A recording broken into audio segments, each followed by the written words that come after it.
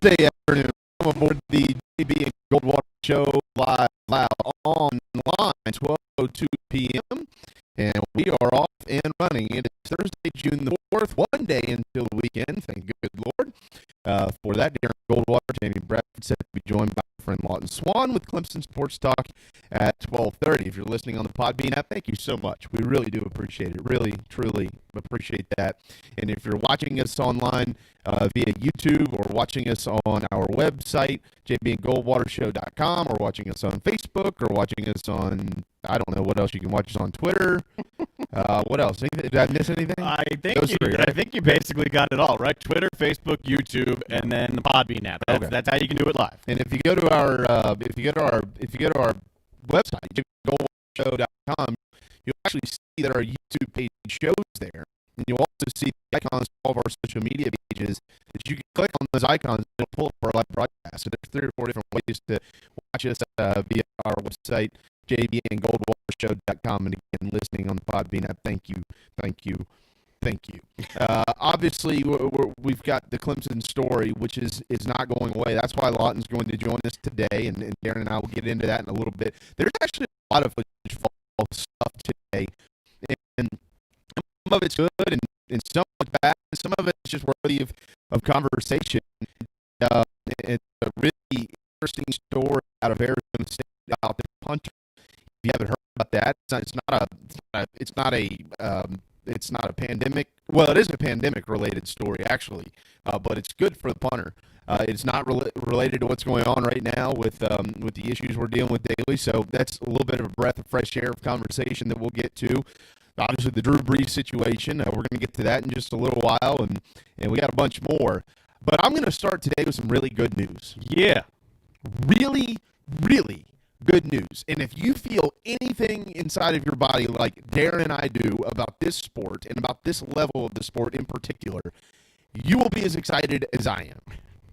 Tonight on ESPN2, beginning at 7 o'clock Eastern, college baseball is live and back.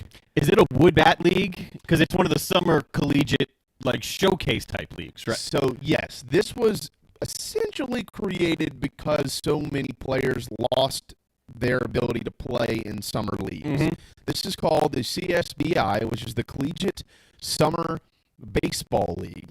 And so games 1 and 2 tonight are going to be broadcast on ESPN2, and they're playing this tournament in Texas. And there's four teams. Yeah. You have the CSBI Unity, the CSBI Liberty, the CSBI Freedom, and the CSBI Independence. Ooh, see, the names right there. Pretty cool. Good names right about now. Pretty cool. Well done. American names. Yes. And so they're going to start this today, and then the championship will be played on Saturday evening at I think 9:00 our time. I believe the game times on their website are central. So this evening, if you would like to watch college baseball, 7:00 and 10:00 on ESPN2, and I did. If you follow me on Twitter at SportsRadioJB, I did tweet the information, but I also tweeted the rosters for the CSBI, and there are, I think there's a total, I'm pretty sure it's 70 total schools that have players playing in this invitational. And one school in particular matters to us here, and that is South Carolina, because they do have one player, Colin Burgess. He is a catcher on the CSBI Freedom Squad, and they will play the second game tonight at 10:00 on ESPN2. So if you are interested in watching, if you're a Gamecock fan and interested in watching one of your own guys, Colin Burgess is one of, I think, just 2 catchers on that team, the CSBI Freedom, again, 10:00 ESPN2 tonight. It's cool how they did the rosters. It's just one big list of, here's our middle infielders, corner infielders. I think they broke that to first and third, catchers, pitchers, outfielders, and here you go, and here's the list. There's one SoCon guy that I saw, an outfielder from Western Carolina. I think they actually had it listed as West Carolina. They forgot the earn. That happens all the time. Yeah. So there's a Western Carolina dude. There are a couple of D2s. There are a couple of NAIA, some JUCO. Yeah. So it's a good mix of levels of play. Yeah, yep. And then you got the South Carolinas, and you got the Oregon States and Auburns and Texas Techs. So you got a bunch of big names in there. As well, Colin Burgess is, I've talked to Skylar and Mark about him before. He's probably the best actual catcher they have on the team as far as a receiver goes, which is job numero uno when you're a catcher. This narrative now that you have to hit to be a catcher, hit that crap. If you know how to catch, you play. Yeah. Period. Because those guys, they need good ones. I did not know some of the coaches. I did know this name, Troy Hawkins, but Steve Hecht, Drew Sutton. I know Drew Sutton, but Jorge Hernandez. That name rings a bell, but Steve Hecht rings a bell. Who's he coached for? He is what in this? No. I don't know. Okay. I don't know. He's with the Liberty here, and I'm not exactly sure. Maybe this is. I'll find it. Yeah, if you don't mind, if you can kind of look that up, that'd be good. But I'm excited. I'm excited about this.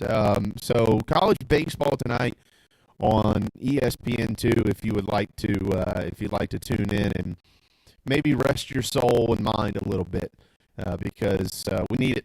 We need sports in the worst way, and tonight is a good opportunity to be able to see some of those. So Steve Hecht is a performance coach for the Mariners.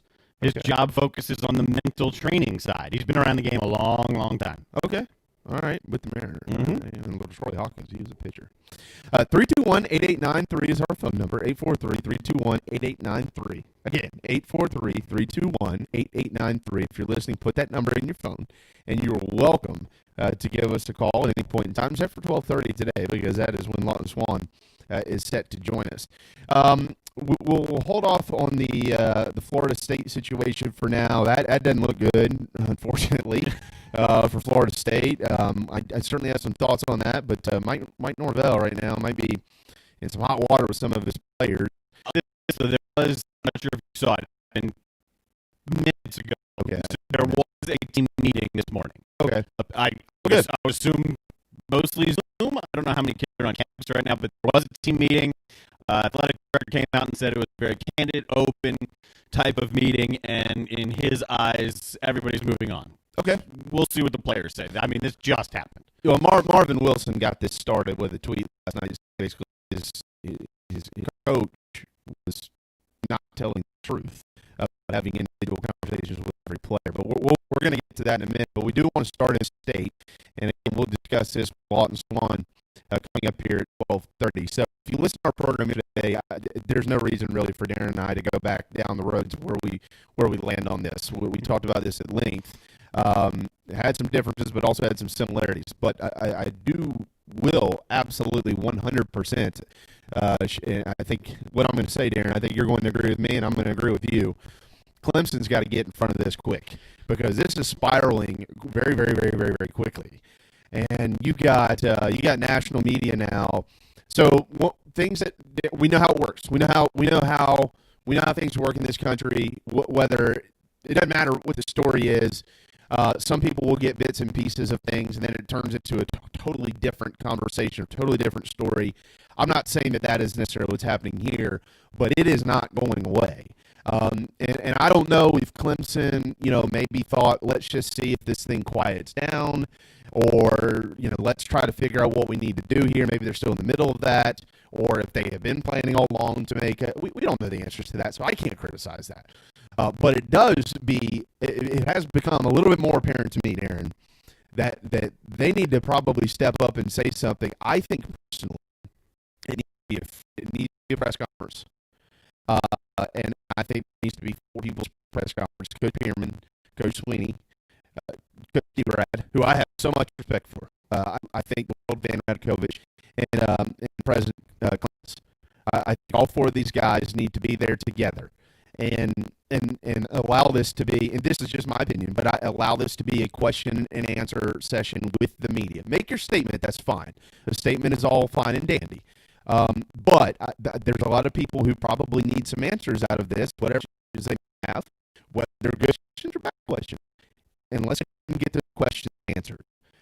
And let these 4 guys collectively be in this as one unit. I think that is, whether you're together on the right side of it or the wrong side of it, at the end of the day, you're together somehow. Now, that could change, but that's just my personal feeling.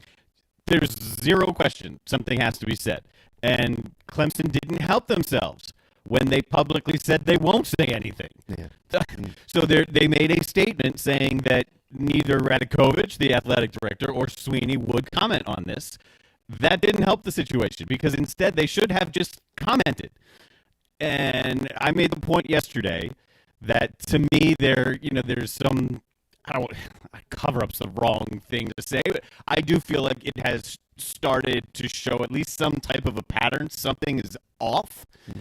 And, what this looks like, whether it's true or not, what this looks like is that this incident happened. Clemson did everything in their power to quiet it down and keep it under wraps, and it's getting out now.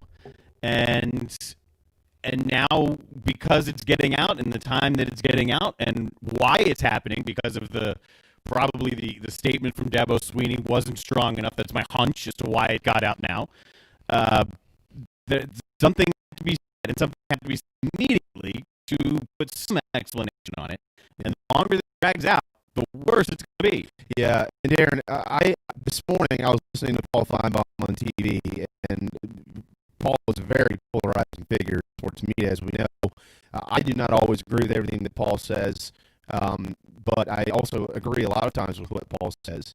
And this morning, he read a text message. He said he's known Danny for 30 years. Okay, he's known Danny Pearman for 30 years. Danny Pearman is a very, very well respected coach. Yes. And Stanton Seckinger, who played at Porter Gaud, spoke out about Danny Pearman in an article with Josh Needleton in the Post and Courier, and had nothing but great things to say about Coach Pearman, which I think a lot of players would defend Coach Pearman. But that's not my point, right? That's not what I'm talking about. I'm just talking about where we now are with the situation, whether you like it or not. It's where we are with the situation. Mm-hmm. And how to agree with it. So Paul this morning said on TV, it was him, Laura, who's one of the best. Laura Rutledge, yep. Sensational. Jalen Rhodes was in there, and gosh, I can't remember who else. Mike Greenberg. And Paul said he texted Danny and said, we're about to go on, and I just wanted to get some clarification from you. Okay, we're talking about this today. And just wanted to get some clarification. And he said that he thought Danny would say, look, Paul, you've known me for 30 years. You know who I am. Something along those lines, I obviously have already said this multiple times and deeply regret how I handled the situation, and I am so sorry. And that's what Paul said. He thought he would hear something like that. The response he got was, if you're looking for additional comment, here's the phone number to our information department, which is the SID office. Okay, so now I know how these things work. Mm-hmm. You and I dealt with SIDs for a long time. There's one in particular that I've dealt with numerous times. I see Fink in South Carolina, and he's one of the best ones out there. And Tim Bray, who was the SID at Clemson, is a Hall of Famer. Mm-hmm. I mean, okay, these guys are really, really good. So what the way that I'm reading this is he has been instructed to just not say anything else. Bingo. And if somebody reaches out to you, whether it's Paul Feinbaum, Donald Trump, or Joe Schmo down the street, you say, call the SID's office. So what that tells me is they are formulating some type of response to this, but we don't know when or how that response is going to be issued. And that's the waiting game I think that we're in right now. So if you don't know anything about college athletics, Darren, which I'm not you, if you, the public, don't know anything about college athletics and understand how a lot of this stuff is handled, then you will be quick to blame Danny Pearman and saying, well, he should have just texted Paul and said blah, blah, blah, blah, blah. And maybe he should have. But if you're instructed not to, you don't. So I don't know what's coming. My specific point of this conversation is how this is now being handled, regardless of whether you agree with where or how far it's come. Well, I mean, one of two things happened. Well, one thing has definitely happened. Your read on it is spot on, that he has been instructed. You're not talking. And I don't care if you've known the guy for 30 years and you are friends, and this isn't even a business-type conversation. It's a friend asking a friend a question. He's instructed very clearly. You're not talking. So one of two things are that. Either that because they're still trying to not say anything and just shelter in place, or they are actually putting together a statement. I mean, Clemson has done such a good job of building this brand. Yes. And this aura of what Clemson football is. And I think one of the reasons they don't want to say anything is you don't often see Dabo speaking about negative issues as it pertains to his football. There just aren't very many that pop up. That's true. Yeah. So I don't think there is much comfort there in actually going out and saying something, because perception-wise, that hurts the brand. That's not what this brand is built on. That's not how we spin things. And I think they need to get over that real quick, because your brand might be your brand, but that brand will crumble before your eyes if you mishandle your brand. Yeah, that's what they're doing if they don't get out here and talk. Yeah, exactly right.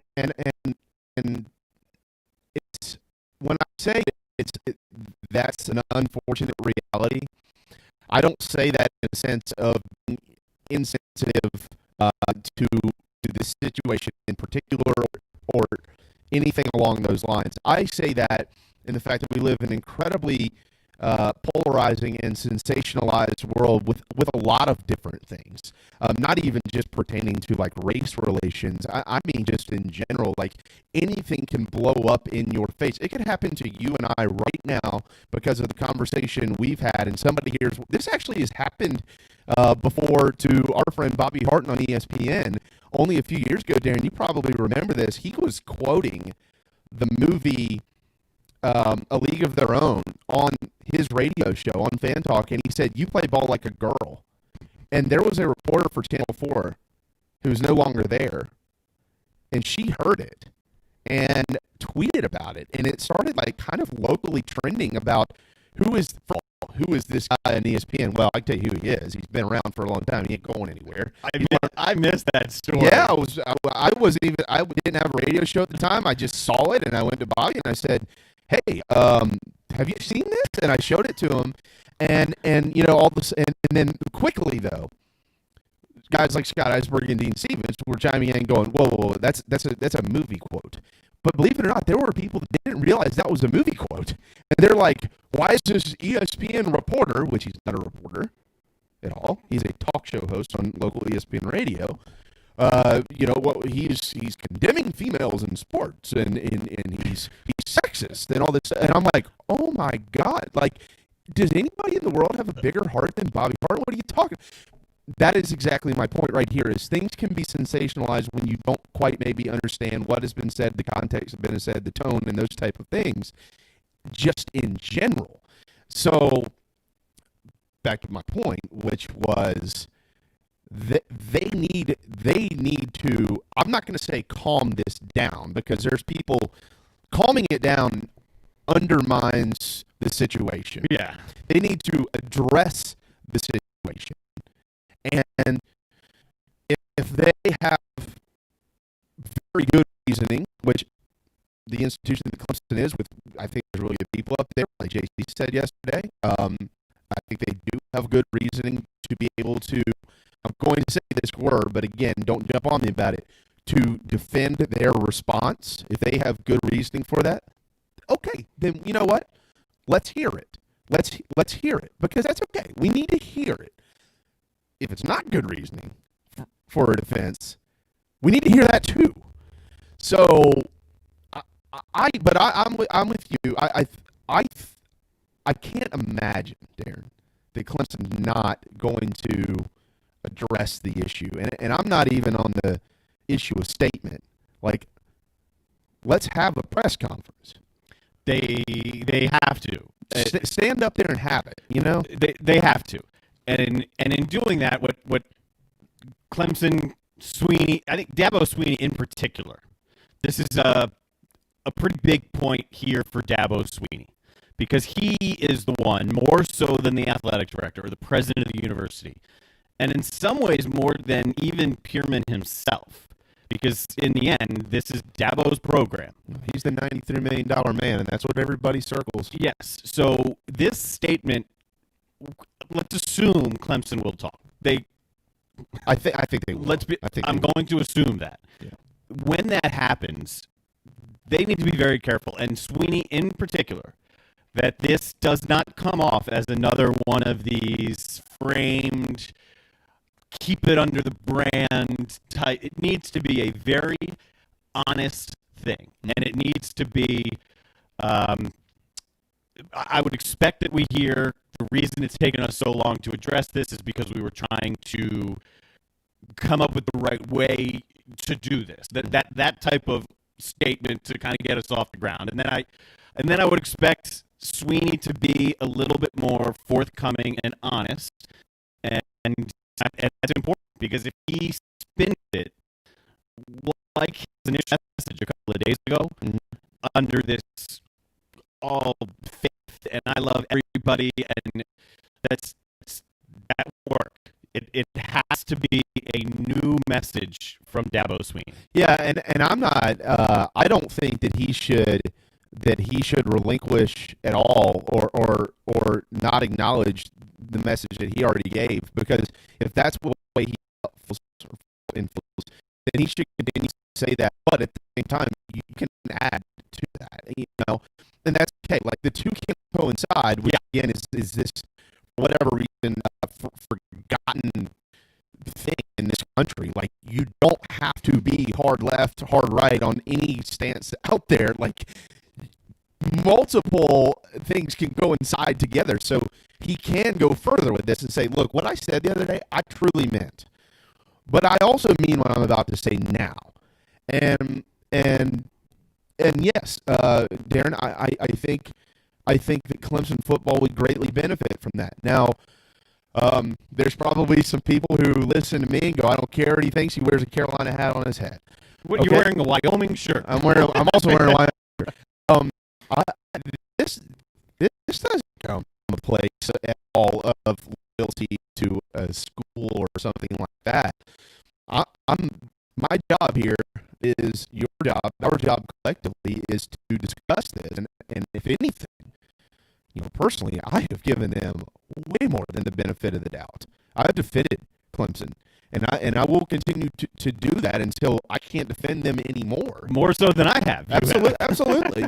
Because I think, like, I don't defend them when I say they cheated in 1981. That's what I believe. Yeah. Because they did. Well, they did. Okay, but I think that this situation, let's say it this way. Let's say what's going on in America right now wasn't. Mm-hmm. Okay, let's just say, and we're like in the middle of July, and we're just watching Major League Baseball, and there's been no pandemic, and we're all getting roared up and ready for media days and all this stuff. Sounds like a great dream. America is normal, and the whole 9 yards. And then this comes out. Yeah.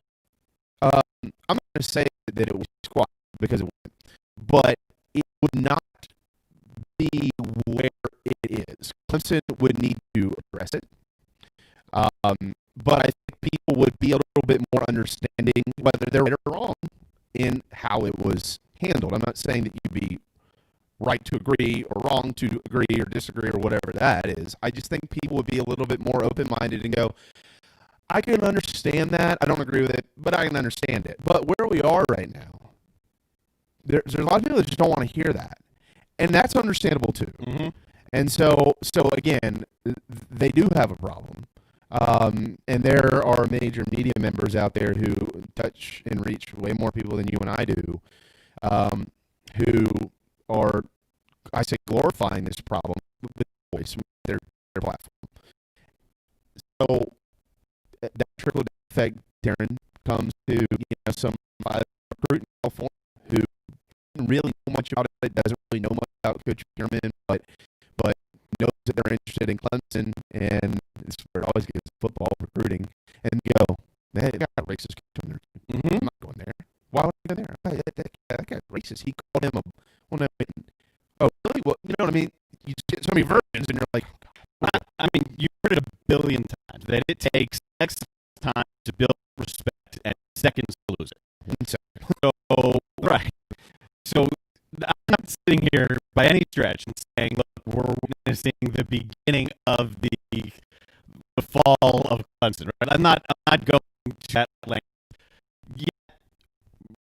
This is the type of thing that can spur that. You're exactly right. Because exactly what you just said, that an athlete will hear what was said, will figure for themselves exactly what this situation was back in 2017, and look at it for himself as to how they're handling the situation today. Mm-hmm. And that is the way that fortified Clemson, an impenetrable brand and bubble, and this object just can't be stopped steamrolling down towards national championships.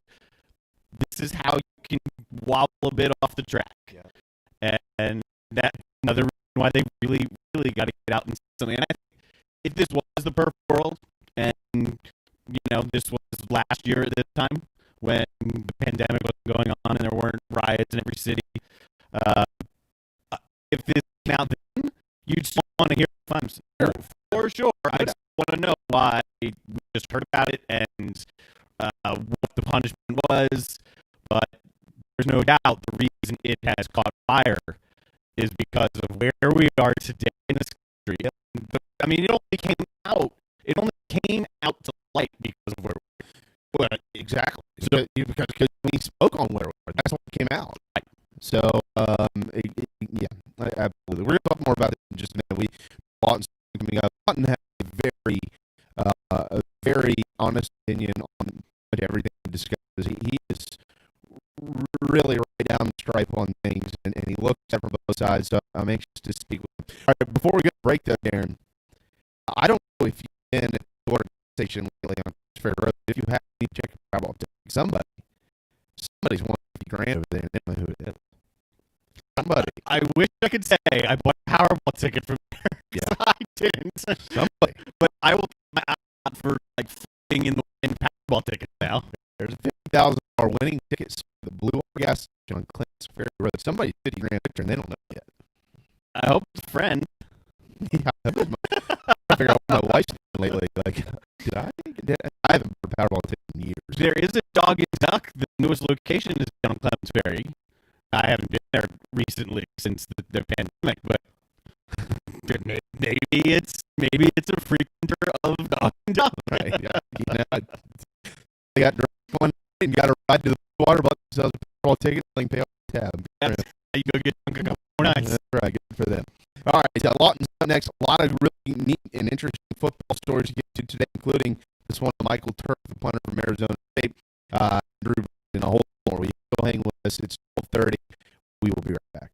DB's cheesesteaks, the tastiest, juiciest, and now award-winning cheesesteaks in the country. These cheesesteaks diverse and not just in quality. Download DoorDash, Uber Eats, or your delivery app of choice and have it dropped off at your doorstep.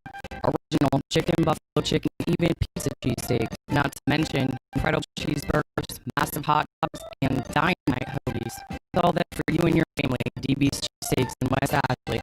DB'scheesesteaks.com. What's up, guys? It's JB. Obviously, things have been kind of crazy with the coronavirus taking over our lives. We're stuck inside with family, finding ways to be creative and probably tapping the liquor cabinet a little bit. If you don't have Patrick Davis whiskey jam in yours, put on masking gloves and bottles for a liquor store here in Charleston. Blackberry is my personal favorite on the rocks, but the original whiskey jam is Patrick's. So either way, you're winning with Whiskey Jam. WhiskeyJam.com, PatrickDavis.com.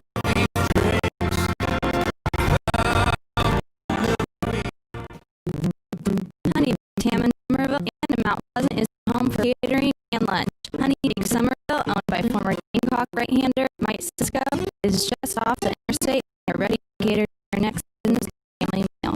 Just drop in for incredible sandwiches and leave for lunch. The Pleasant location is at the foot of the Ravenel Bridge and always ready to serve and cater to your next meals as well. Plus, delivery is available. Honeybake.com, honeybake.com to find your menu today. As businesses start to open up down South Carolina, we have Ryan Nelson back in here to tell us about Dog and Duck Family Pubs with 3 locations and some new hours going on. What's up? That's right. We now offer indoor dining and patio seating outside. The new hours are Sunday through Thursday, 11 a.m. to 9 p.m., and then Friday and Saturday, 11 a.m. to 10 p.m. now. Slowly getting back into the normal routine, or so we think. I hope everybody comes out and supports local businesses like Dog and Duck. And you still have family special meals as well? That's right. Always the family style meals, and you can always get pick up here out if you're not ready to venture outside yet. We're here. This is Clemson baseball coach Monty Lee, and you're listening to JB and Goldwater. Go Tigers! JB and Darren on the JB and Goldwater show. That's just how we do it. Loud, loud.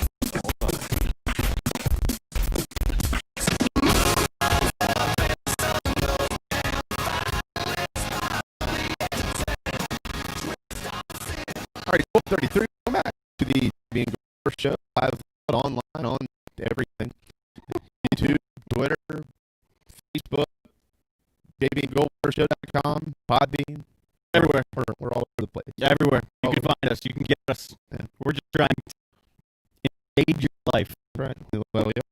If you're watching, listening, thank you. Now you get the pleasure to watch, or not watch, but listen to this fine gentleman. One of the most handsome men in orange in Columbia, South Carolina. That would be the one and only Lawton Clemson Sports Talk, brother. Guys, sounds like you'd be faster to not just the places you are. Isn't that the truth? I haven't Just quite sort of considered that. Yeah. You can't listen to our refrigerator yet, but we're coming. Yeah, I wish that we, Darren has done such a nice job trying to brand us, which Lawton, you know all about this. And but I told Darren when he first put up this video thing weeks ago, I said, "No, man, I don't know why you ever like I don't have the face for radio, or I have a face for radio. I don't have a face for TV, those type of things, but he did anyways. So I went ahead with it anyway. Yeah. But it's all good. Well, good for y'all, man. I tell you, it's a great era in this business because you're able to really create an audience that not only listens to you, catches the podcast, and then now watching it. So it's something I think that so many people out there who want to have a voice and great show here can really take advantage of. We've got to follow the model that you've done. You've done sports talk from nothing. We're not there yet. We're not there yet, but we're coming. Baby. We're coming. I'm gonna have Carolina Well, I sports talk. appreciate it, man. No, something. It's honestly something that when I started what I started doing 15 years ago, I never thought that I'd have people tell me that, and then a multitude of people who are in this business now say, hey, you were one of the first guys doing these podcasts, and I really appreciate it. They've kind of grown it. So, and I went backwards. I started in the house and did it up in radio, but I think what we've seen is a lot of guys in radio can also now just do it from their house and really control their message and everything that's part of what we do every day. Yeah, you're right. That's what we're doing. In Columbia on Fox Sports 1400 up there, and in Florence it's 100.1, correct? Yeah, 100.1 the band in Florence and 920 man. And also online ClemsonSportsTalk.com live daily from 4 to 6 p.m. All right, so Lawton, obviously we know what the elephant in the room is here. Darren and I have been extensive in discussing this last couple of days, but let's try to. We haven't spoken with Lawton in a couple of weeks, so let's try to get you in on the entire situation here. Going back to earlier in the week when Dabo issued his response to what we're seeing across our country. I personally thought at the time, Darren and I kind of argued back and forth about this, but I personally thought at the time that Dabo was sticking to his guns and being honest with that. That's kind of how he talks. Darren thought he should have said a little bit more. I thought he said what he needed to say, and now looking at it, maybe he should have said a little bit more. But how do you think he handled that moment before we get to Coach Pearman?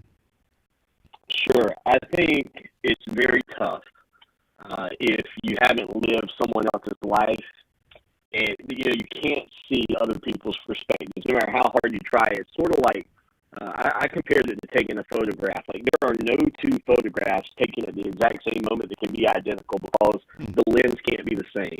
And I think Dabo Swinney, no matter what his background was, growing up with a father with alcoholism in his family, while he does have great connections to members of the black community, he didn't grow up as a black male, and I think, or a black individual for that matter. And I think it's hard. And I think that putting out a prepared statement like a lot of coaches do can be the easy way out in scenarios like this because things can be so polished. And Dabo Swinney's a guy that speaks from his heart. And I talked with a lot of my friends of color about what he said, and a lot of them said he didn't say enough. And so I have to respect their opinion on that front. But I know from the standpoint of hosting a radio show and talking about difficult topics, even when you open up your mind to speak for, I think Dabo talked about that for around 7.5 minutes. Sometimes you still don't say the things that you wanted to say, and I think that it's very easy to criticize somebody who's trying, I think, to be as fair and open and honest as he could be.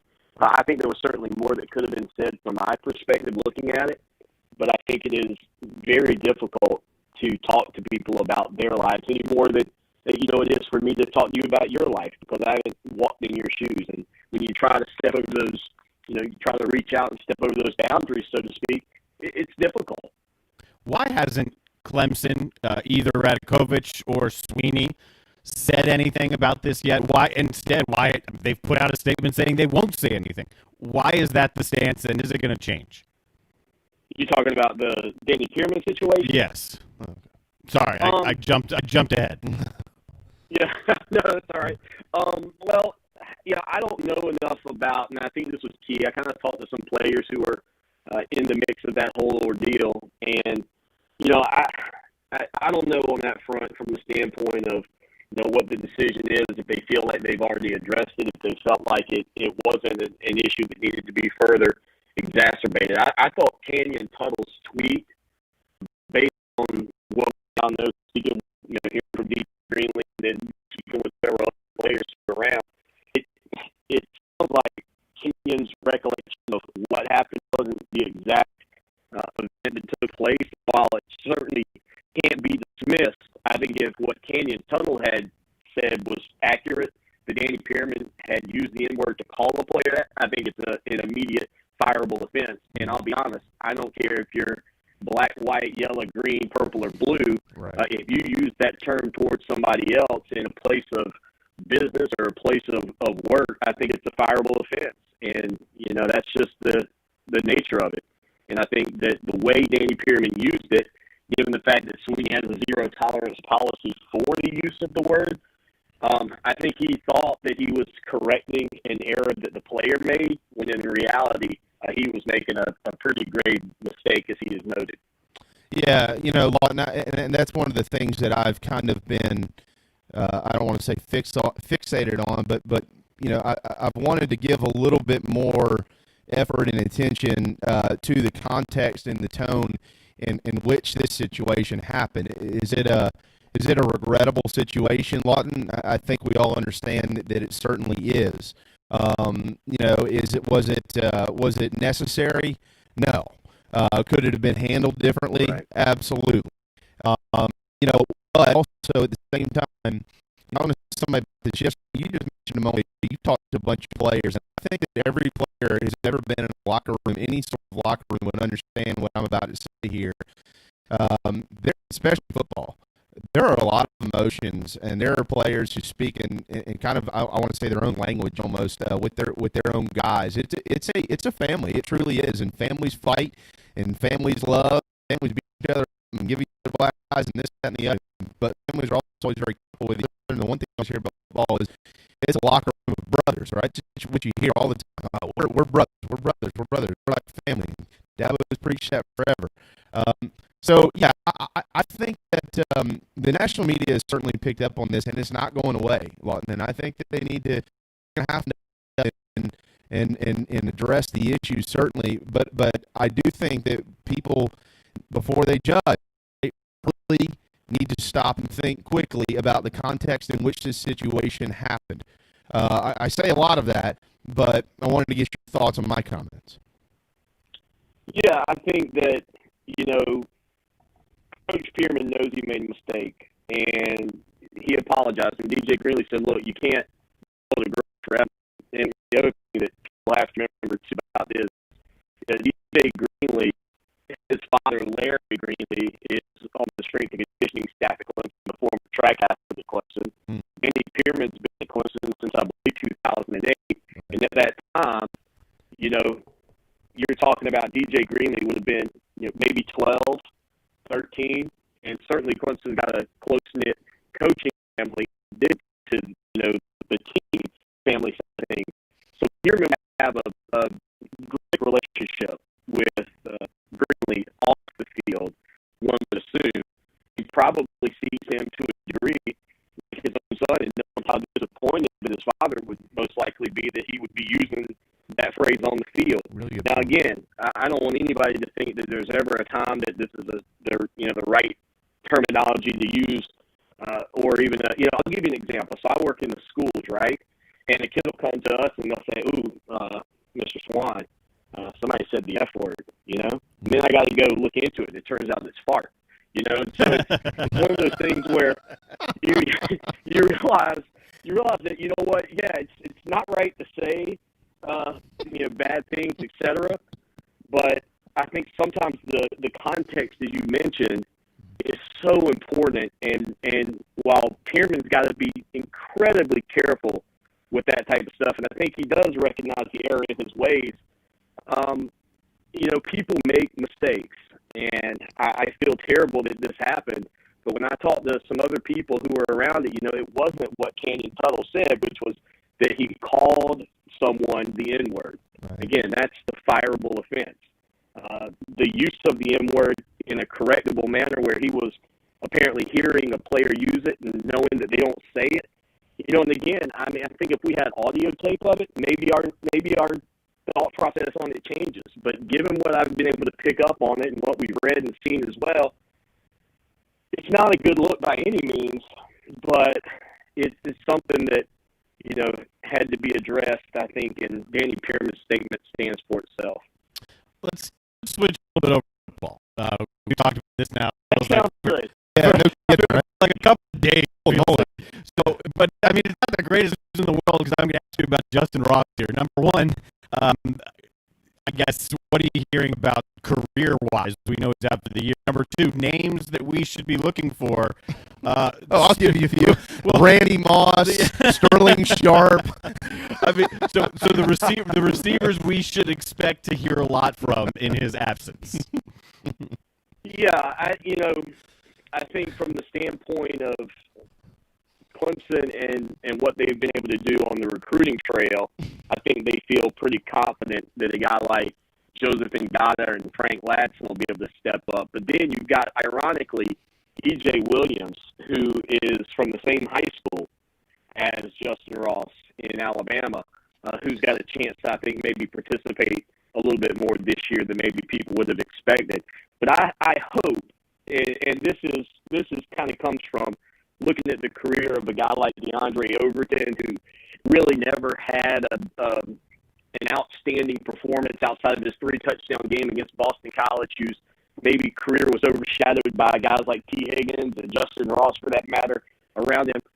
Selfishly, I kind of hope that a kid like Cornell Powell, who's sort of fallen into that, that kind of crack in his career where he's never really broken through, maybe this will open up some opportunities for Cornell Powell to showcase what he can do for Clemson. I know he's not one of those big rangy wideouts like Ngata and Ladson, but with a guy as good as Justin Ross on the shelf the entire season, that opens up reps and opportunities.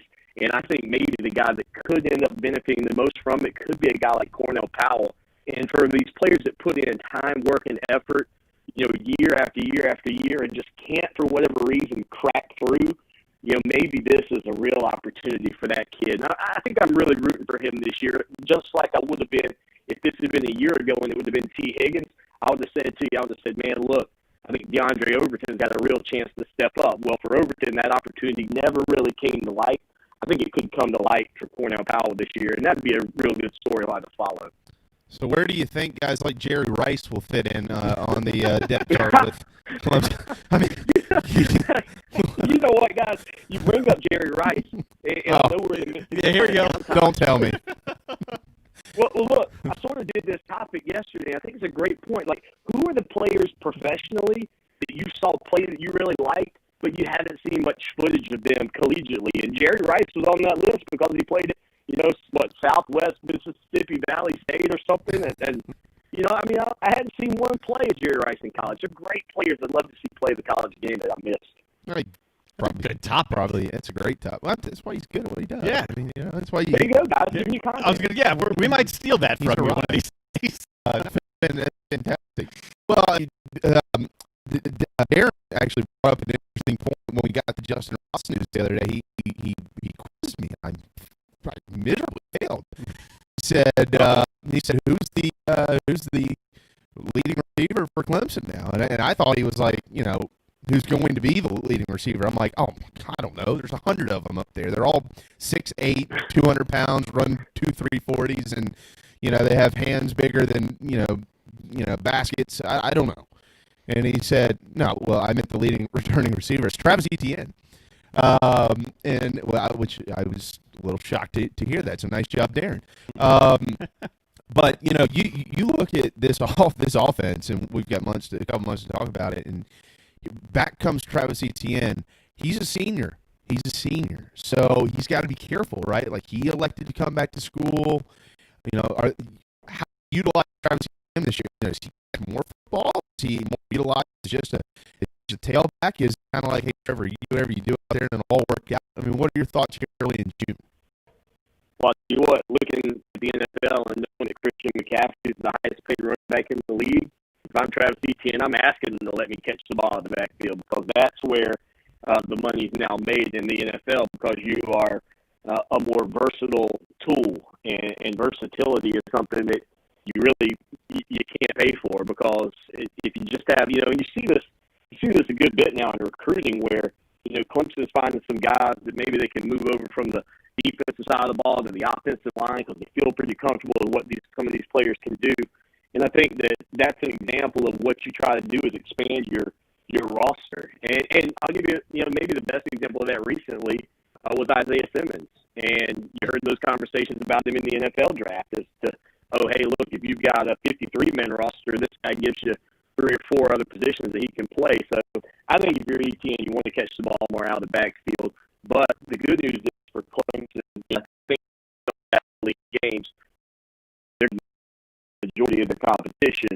And then they got a very capable backup in Lynn J. Dixon, who decided to stick around and not transfer. That'll, I think, give you that 1-2 punch that you really want. And they can preserve a good bit of ETN's legs, I think, for the latter half of the season.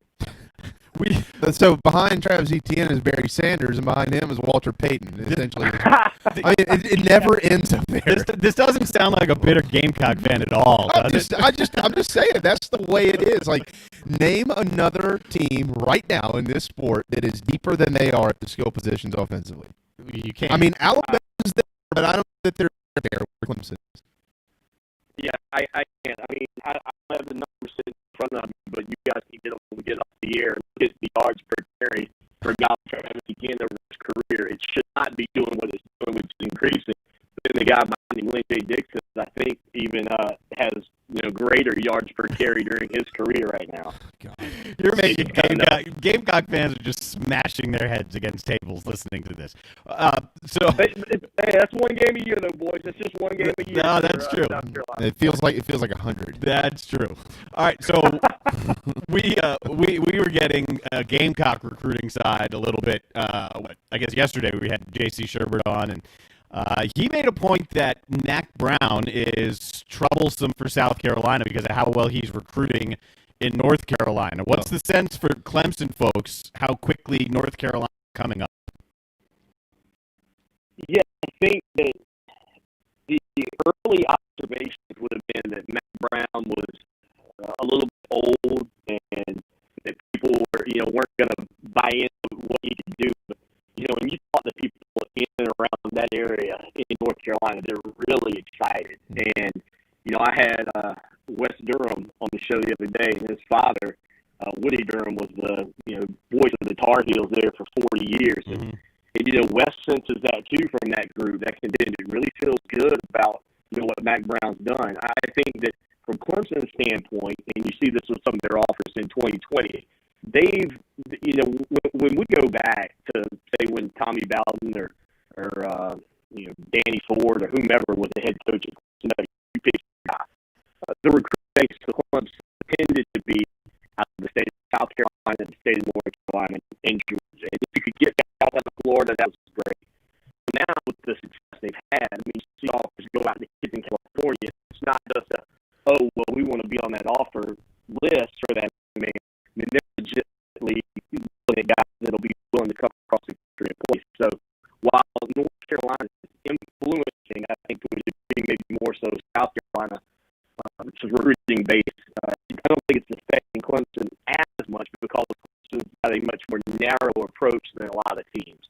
If you look at the overall offers that Clemson puts out, it's minimized by comparison to LSU and Alabama. If Clemson offers 150, you go to Alabama or LSU, they'll be offering 320 guys. So it's a select few that Clemson, really targets. And so I don't think it affects them so much because maybe a guy like Peyton Page is an absolute take for Clemson in North Carolina. But then maybe some of the other guys here or there that other teams are fighting for, Clemson's not as overly interested in because of the platform they've got in terms of recruiting right now. Do you think that on the topic of recruiting, because of what we're still in the midst of, people forget this, there is still what they're calling a pandemic in America. Right. Did you ever forget about that? But what this has done is it's essentially shut down on-campus visits. And there is a stance that Dabo has, and I don't know of anybody else in the country that has this stance that, if you commit to Clemson, you don't go visit anywhere else. Do you think that would be adjusted at all because of the pandemic and the difficulty, the hurdles that a lot of these prospects are having to go through to decide where they're going to attend school? Will he be willing to be a little bit more lenient on that? I don't think so. I think that's sort of, the only player that I can really remember doing it was Deshaun Watson. He was committed, took a visit to Auburn. You might remember this. It was kind of under the radar. And then it was one of those things like you hope your kids never do to you, but you always did for your parents. You'd rather ask for forgiveness than permission. And so Watson kind of went with that approach on it. And, I think that the real thing is that if players are willing to decommit, like Corey Foreman did, in order to take visits, I think that says a lot about the player. I'll be honest with you, because I think that to have the wherewithal as a young man at 18 to go, okay, look, I know that I've committed to this school. I know that my word is my bond, but I want to experience it. And I've talked to players' parents who are currently on the roster at Clemson that committed and didn't take visits. And some of them have said, yeah, we kind of wish we would have done it, because you kind of get treated like royalty to a degree. And others have said, no, we're perfectly happy with the decision we made to not go take other visits because we really wanted to be at Clemson. And if you open up your I guess your recruitment, there's always a chance that Clemson's going to go out and get somebody else. So they've got a luxury right now, I think, guys, more than anything else, that a lot of schools don't have. They can hold these players to that higher, so to speak. And if a guy doesn't want to commit to Clemson, they don't have to. If they do, Clemson's committed to them 100%. They're not going to go over position. They're not going to go and get a guy in JUCO that comes in and replaces them in 2 years, because Dabo Swinney doesn't dabble in the JUCO market, and that can't be said for a lot of teams. So a five-star kid out of high school might arrive at, say, Mississippi State, and then 2 years later, when he's a junior, Mississippi State goes out and gets the number one rated junior college defensive tackle and supplants you at the line of scrimmage with one little move during the offseason. Clemson doesn't do that, and I think that weighs pretty heavily with these guys as well. Let's switch over to basketball, Lawton. The news that Sims is returning. How good can the Tigers hoops team be this year? I think getting Sims back certainly helps. We saw last year Alamir Dahl sort of emerge as a leader as a freshman. I thought with Terrell McIntyre, who's the director of player development there, to kind of get a comparison between the two, because I saw some similarities in the guts and courage that they have. So I think they've got good leadership. Clyde Trapp, I think, has got to be better at possessing the basketball, but he'll be much more mature this year, one would think, and hopefully better from that standpoint. And I like the incoming freshmen. P.J. Hall and then Olivier Prosper. I like both of those guys. Prosper is really a versatile type player, and then P.J. Hall is a big kid that can shoot the ball from the outside. So I think they've got a chance to be decent. I've come to the conclusion with Clemson Tiger basketball, as much as I appreciate the job that Brad Brownell's done, and I've only fired him 3 times, I think, on the year in his career. In fairness, I think there's something to be said for stability. I've kind of reached that point with this program. I think if you or somebody say, man, we got to get rid of Brownell, you got to get rid of Brownell, I think you're setting yourself back. And I think the model at Florida State and how long they've allowed Leonard Hamilton to be there and build, it wasn't always roses for the Florida State Seminoles, right? I mean, they had a long climb to get where they are. And I think that if you're just going to say, hey, you know what, Clemson basketball might never be a Final Four contender on a regular basis, or an Elite Eight contender on a regular basis, or maybe even a Sweet 16 team on a regular basis, then maybe you just stick it out with Brad Brownell. You have some continuity in your staff and your team, and you just continue to let him try to build this program, because I don't think pushing a reset button on Clemson basketball has ever really worked.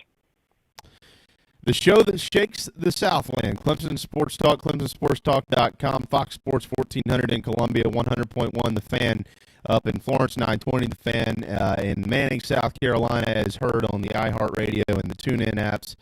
ClemsonSportsTalk.com, owned by Lawton Swan. That's the gentleman who's been discussing all this for the last 25 minutes or so. Lawton, thank you so much. I know that I'll be kind of glued to your Twitter page and checking in on your program this afternoon. I'm sure you have plenty of thoughts on what is going on at Clemson with the football program right now. So look forward to hearing those. I appreciate it, man. You do a wonderful job, and I look forward to talking to you afternoon. Always. Thank you, man. Thank you very much. Live today at 4 p.m.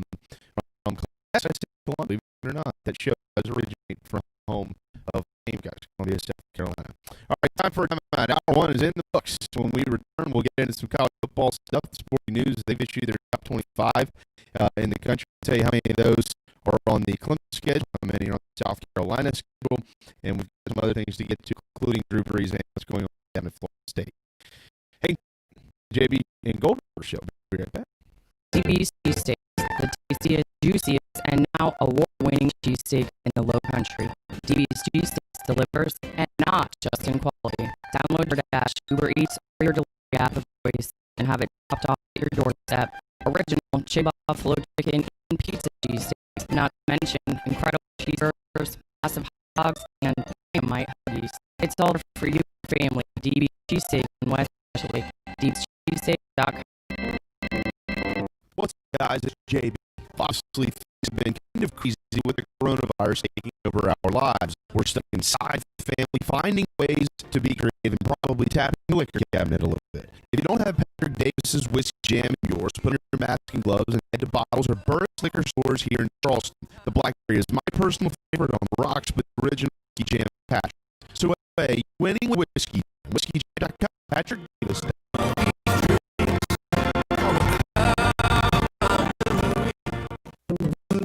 Honey Baked Ham in Somerville and in Mount Pleasant is your home for catering and lunch. Honey Baked Somerville, owned by Gamecock right-hander Mike Cisco, is just off the interstate and they are ready to cater to your next business or family meal. Plus, drop in for incredible sandwiches daily for lunch. The Mount Pleasant location is at the foot of the Rental and always ready to serve and cater to your next as well. Plus, delivery is available. Honeybake.com, honeybake.com to find your menu today.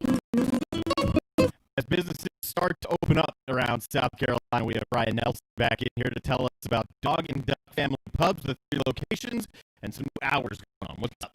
That's right. We now offer indoor dining and patio seating outside. The new hours are Sunday through Thursday, 11 a.m. to 9 p.m., and then Friday and Saturday, 11 a.m. to 10 p.m. now. Slowly get back into the normal routine or what we think, and we hope everybody comes out and supports local businesses like Dog and Duck. And still have family special meals as well. That's right. Always the family style meals, and you can always get curbside pickup or carry out. If you're ready to venture outside yet, we're here for you. You're listening to the JB Goldwater Show, live, loud, and online. Here are your hosts, Jerry Bradford and Darren Goldwater. All right, welcome back to top of the hour, final hour on this Thursday afternoon. JB and Goldwater Show live online. Thanks for watching and listening. JBandGoldwaterShow.com is where you can go to find all of your available options, be able to see us or just hear us. And we appreciate those who have done so to this. Darren Goldwater and Bradford on Twitter at SportsRadioJB.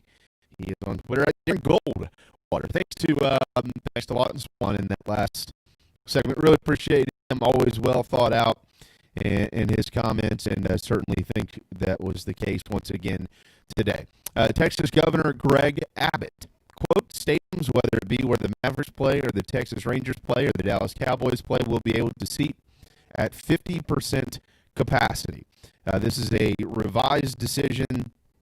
He had initially said that they could open at 25%. Now he's adjusted that to 50%, and that also includes college stadiums as well. That does not mean that that conversation is over.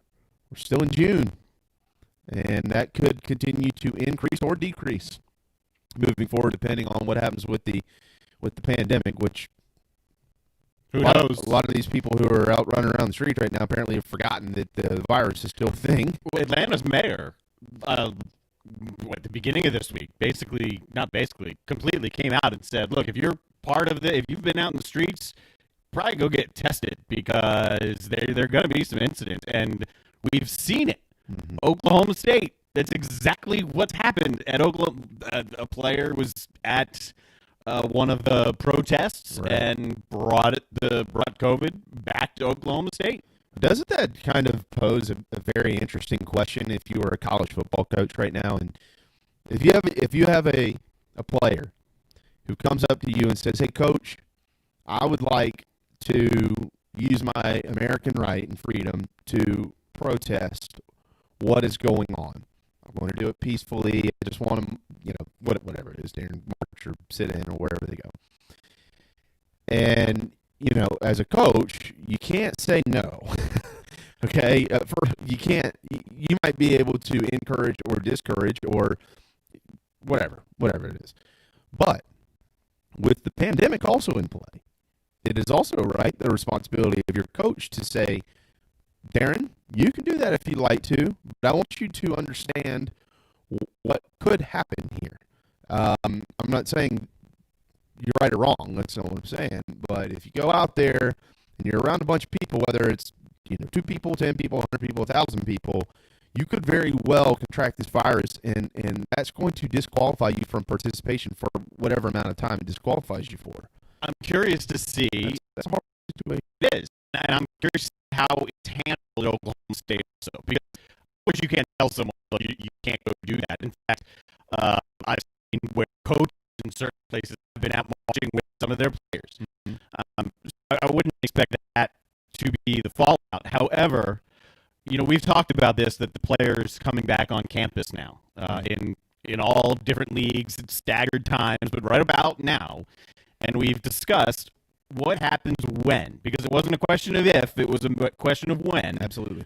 So what happens when a player tests positive, and how the policy, the plans, all of the ideas and other scenarios, how they work, how will they adapt to the situation? Because if this happens in season and it's after, say he tests positive on Sunday, after Oklahoma State just played Oklahoma, then what? Right. So, and that's going to happen. Yeah, and I don't know the answer to the then what question, but this is a good case study here around the country in college athletics for how Oklahoma State handles this and how effective it is. Is it 3 players that have tested? I believe positive? it's 4. Is it 4? Okay.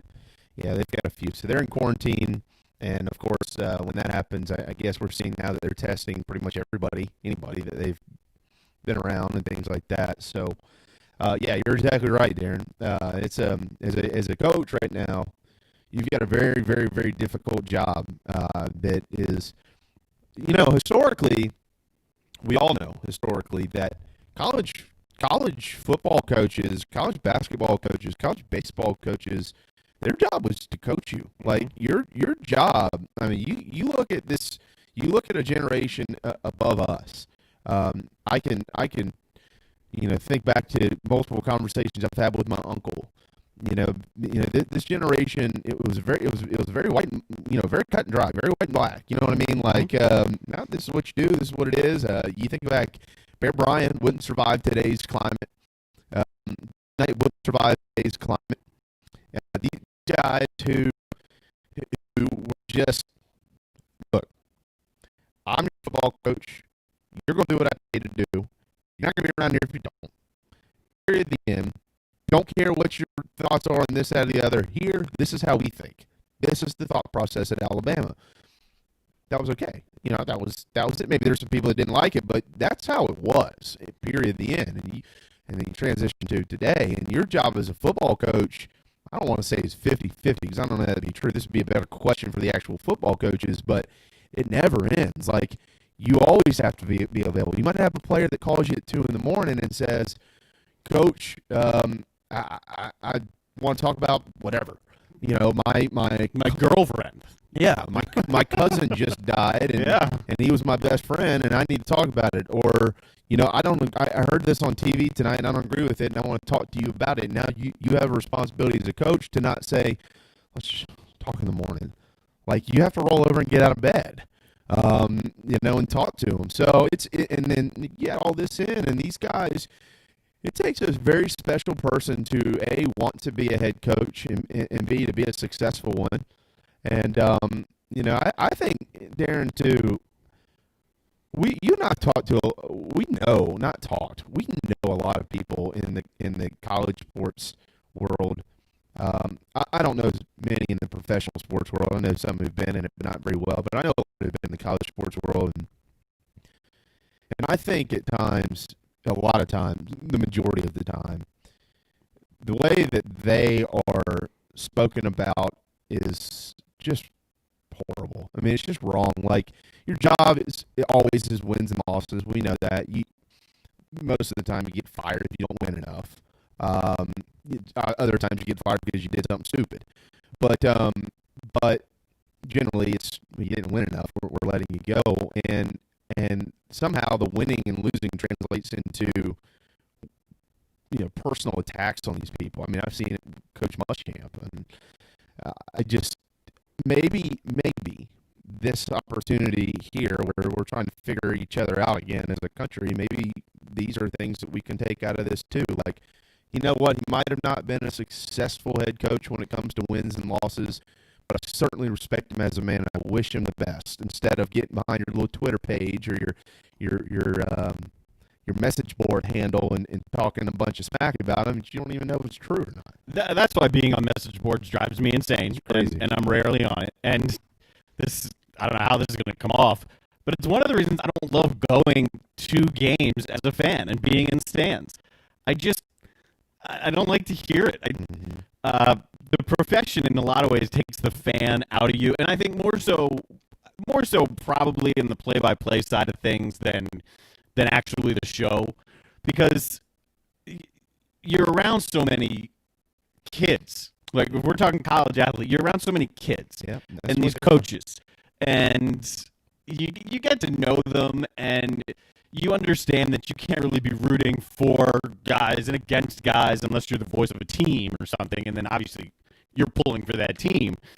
But it takes the fan out of you, and then being around thousands of other people who just they don't know. They're uneducated. Yeah, I don't know if they don't know or if they don't care, or probably a mixture of both. Yeah, or just the passion. I mean, I understand the passion of fans, and it's great, and it's one of the things that makes college sports what it is. Absolutely. There's no doubt about that. It just annoys the hell out of me. Yeah. So I don't like being around it. I don't like hearing people just slander these coaches and, F this, F that, this coach. Like, have you ever shaken that dude's hand or given him a little elbow bump these days? Have you ever met that guy? How dare you to say the things that you're saying? I understand you're passionate. I get that. It's a game, man. So that it bugs me a lot when people go on these personal attacks after kids or coaches. More coaches at least are getting paid. Coaches at least are adults. It still bugs me. The kids that just drives me nuts. Yeah. And, I mean, recruits.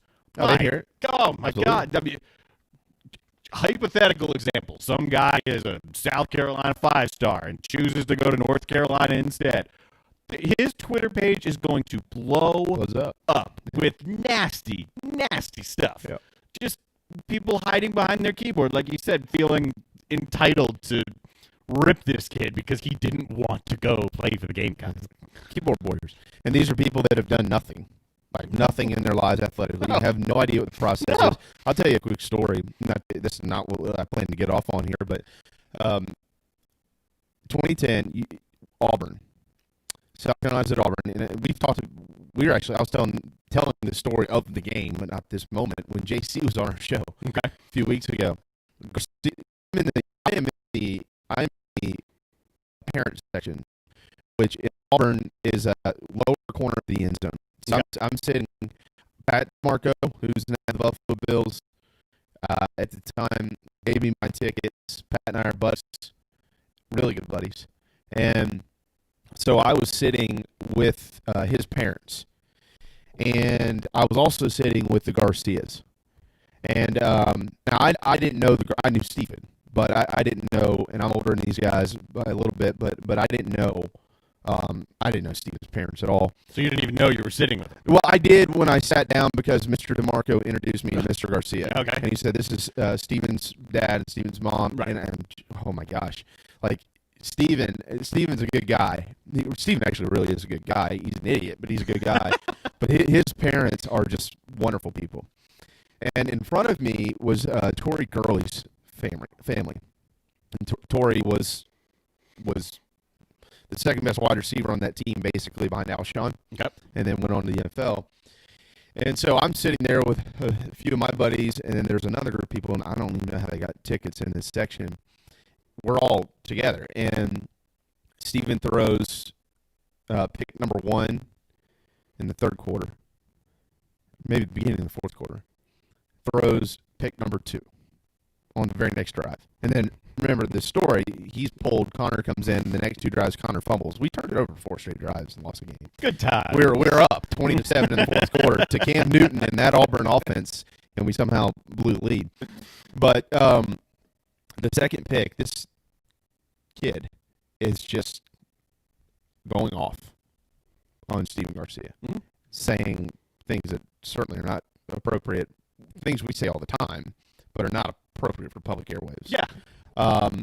And I'm looking at this kid, and I'm looking at Mr. Garcia, and I'm sitting here thinking, if his dad comes through me and beats his ass right here in these stands, I'm not stopping. I'm not getting away. You know, and I understand, like you said a moment ago, it's from a passion. Like, I want you to be successful so we can win this game, so I'll feel better about myself as a fan of this football team. My happiness tonight is going to depend on what you do today. And I get it, because I'm built the same way, with the exception of the vulgarities towards my own players.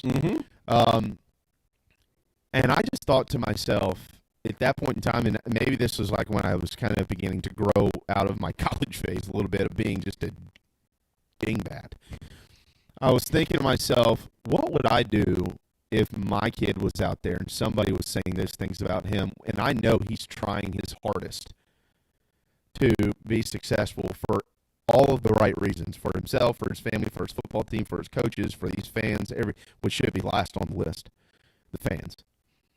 And I would kill this guy.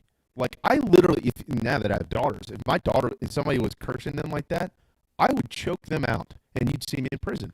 I'm serious, Darren. Like, but you think about the fact that, like, most of these parents, and I looked at Mr. DeMarco, I said, I don't know who that is, but I feel bad. I'm so sorry. He goes, it's an awkward situation to be in. You know what he said to me, though? We understand. Parents, so everyone's got. And I'm like, what? Jerry Spurrier was sitting. Do you know Jerry Spurrier never sat in a suite? I didn't know that. Jerry Spurrier never, ever, ever sat in a suite. You want to know why? He wanted to be with fans, but most importantly, she wanted to be with parents. Oh, good for her. She's Steve's biggest supporter. She wanted to be with passion of the football team. She didn't want to be viewed as the wife who sat up in the suite when she's just there basically because she's the wife of a football coach. She loves it. She always sat in the stand. Jerry Spurrier was sitting right down from us, and I'm sitting here thinking, oh no. But Steve didn't care. He's heard it 1,000 times. I wonder where she sat during the Redskin era of Steve Spurrier. Yeah. Well, but every parent, everyone's got that line of when it's crossed, because by this point, DeMarco's parents and Garcia's parents, their sons who are on this field are 20, 21, 22. So they've been going to his high school games and his rec league games, and they've heard this stuff before. They understand that it comes with the territory. Right. So it's just a matter of probably how far across the line the fan, the dude doing the harassing has gone. How far across that line has he gone? And probably the mood of the parent that day. I mean, if you're having a bad day, and then on top of that, your kid is stinking it up, and then on top of that, you got this buffoon just blasting your son. It's embarrassing. You add things up, and sooner or later, you're going to snap. Yeah, somebody's going to snap. Absolutely. And I know a few years ago, there was a player, a former Gamecock, who on Twitter, he said, we don't owe the fans anything. And there's a bunch of people that jumped on him, and they're saying, and I know where they're coming from. Whoa. What do you mean you don't owe us anything? We spend thousands of dollars a year to come watch you play. We support you. We're the people that, because of our money, you get a scholarship. And that is true. But they can both be true. Once again, it's another example of where both things can be true. Like these football players, these baseball players, any athlete in general, no. The last thing that should be on their mind out there is, am I satisfying the fans or am I letting the fans down? Your mind should be on to what you're doing for yourself and your football team. At the end. Yeah. And, if you're, the only thing I've ever asked is that you're trying, as a fan. Like, if you're giving it all you got and we lose, we lose.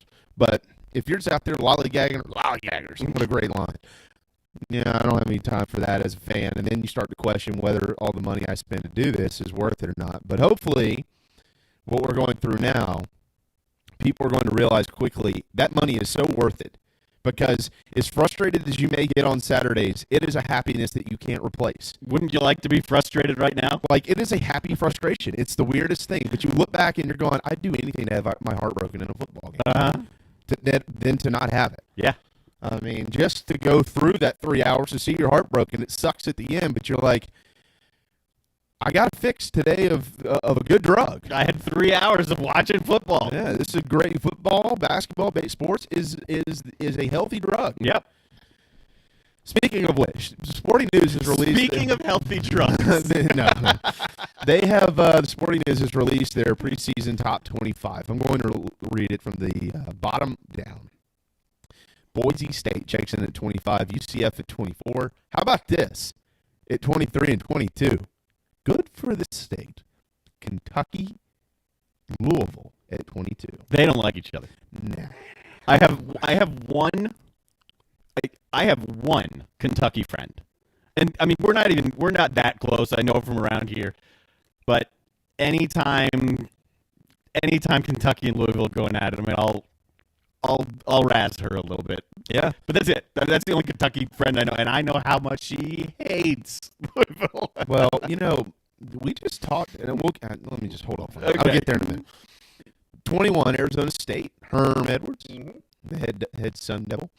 Cincinnati checks in at number 20. At number 19, North Carolina. Whoa. Mm-hmm. I mean, I expect good things from them, but top 20 preseason ranking is strong. That's right. Utah is in at number 18. At 17, Texas A&M.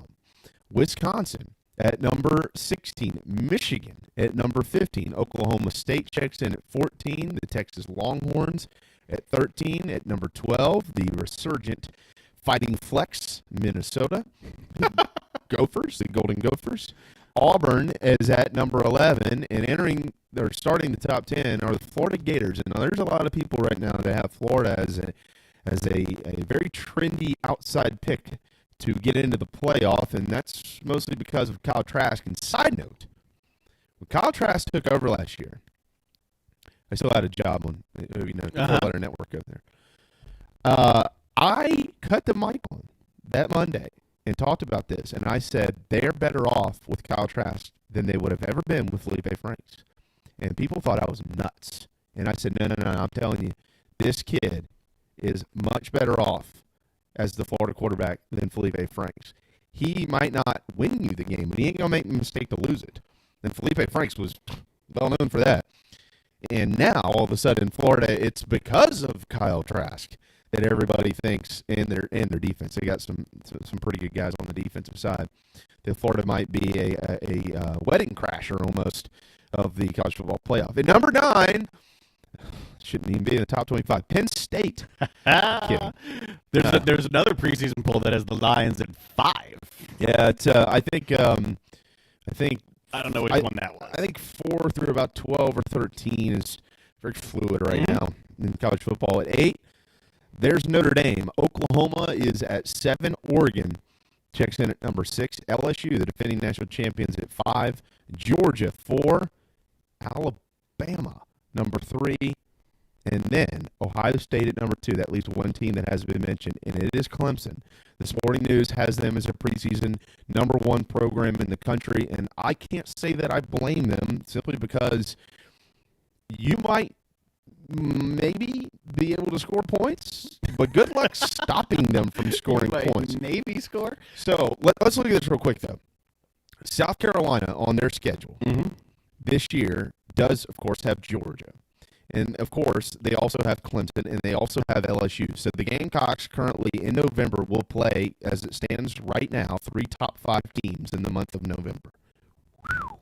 2 of them on the road, both Death Valleys. I feel like it happens every year to the Gamecocks. Yeah. Like, here's a stretch where we've got 2, 4, and 5 coming up in the next 3 weeks. You and me both. They'll also play number 10, Florida. So that right there, they've got, as the Sporting News is top 25 right now, the way it sets up, South Carolina has 4 games against top 10 teams, and 3 of those 4 are on the road because they do go to the Swamp earlier in the season. That's 4. When you come back down this list of top 25 is listed by the Sporting News, and I like to look at all the rankings preseason, so we'll do this pretty much probably for everything that comes out. They also play Texas A&M. So that's 5 right now, top 17 teams or top 20 teams, if you'd like to look at it that way, that are on the Gamecock schedule. And then they also have Kentucky checking in at 23. So you have 6 top 25 teams on the Gamecock schedule. 4, though, are in the top 10. Clemson will play Louisville this year. They check in at 22. That game's, I think, at home. I want to make sure. And then they also will travel to 8th-ranked Notre Dame, which, as it stands now, the way that we see this right now today, that is the most difficult game that is on the Tigers' schedule going up to South Bend. So Carolina, 6 top 25 teams out of the Sporting News' preseason top 25. Clemson with 2 of them in that Louisville game. It is at home. It is the second game of the season as well, which is interesting. It's an interesting start for Clemson because they got to go to Georgia Tech to open the year, and I think they'll be fine. But then you got Louisville, Akron, they'll blow them out of the water, and then you have Virginia. But all 3 of those games are home. But does Virginia or Louisville pose an interesting situation? I don't know. Virginia must have a little brother feeling right now. Like, hang on, we've been making real positive strides. Now all anyone's talking about is North Carolina. Yeah. I would imagine the Cavaliers have a good solid chip on their shoulder this year and could be better than where they're predicted to fall. As an interesting part of this is Oklahoma, because Lincoln Riley has been very clear. He doesn't want his guys back on campus yet. Mm-hmm. And his guys at Oklahoma, where did they check in? They were top 10 somewhere. 8, 7, 5?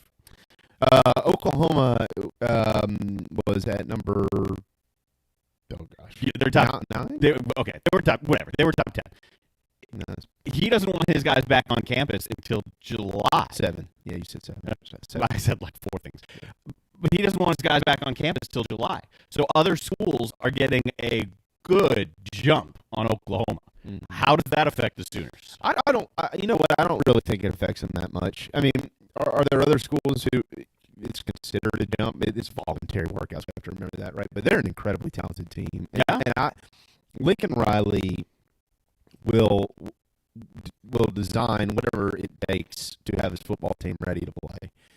I don't personally think that this affects them in as big of a manner as maybe it looks right now. Yeah, I give a lot of credit to Lincoln Riley because he's, I think, the only major college football coach who's really taken a hard stand on this, on the pandemic. Yeah, and said, look, I'm not comfortable with it. I'm not putting my guys in harm's way.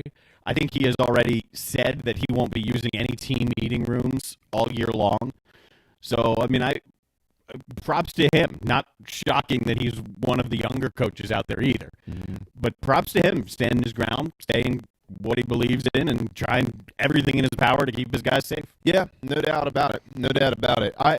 When I again, these are June rankings. They mean literally nothing, but it's I love to see this, especially with where we've been as a nation lately.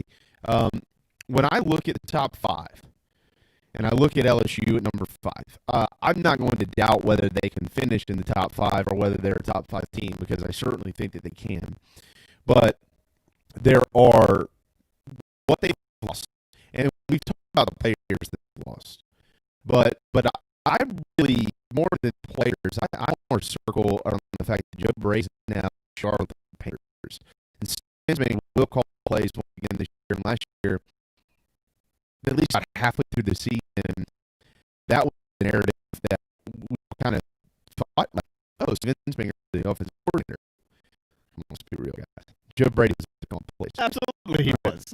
And by the way, Steve Ensminger is hero for what he went through with his family situation last year in that plane crash. This guy showed up and he sat in the booth and he did his job, and I have so much respect for that man. When you look at LSU, you got Texas week 2. I don't know who Texas is. I don't know. They don't either. I don't think they do either. I think they're good. Yeah, I do. Are they good enough to be LSU? I don't know. But you get down.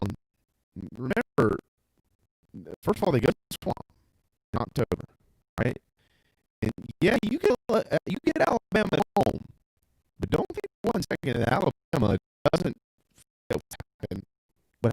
last year. It doesn't matter where you play Alabama. Alabama is Alabama. There is no such thing, in my opinion, home field Alabama advantage when you play the Tide. And then later on in November, and you finish the season back down the road, Auburn and Texas A&M. And if you ask me today, are they going to win both games on the road? I'm going to say no. On personally, I mean, it's difficult to go to Auburn and then go to College Station the next week. And so when I look at LSU, I go, wait a second here. These aren't just roadblocks. Like, these are 4 or 5 very real hurdles. I see it differently. I would think because of the questions around Texas, there's a chance Longhorns, for their sake, it'd be sooner rather than later. There's a chance the Longhorns become a national player and sooner rather than later. No, yeah. And it's kind of a bugaboo that they're not. Yeah. Like this is Texas, man. Yes, them and Shaka basketball program, but they're not going that road. Hey, their baseball program. Yeah, Struggle. Also very true.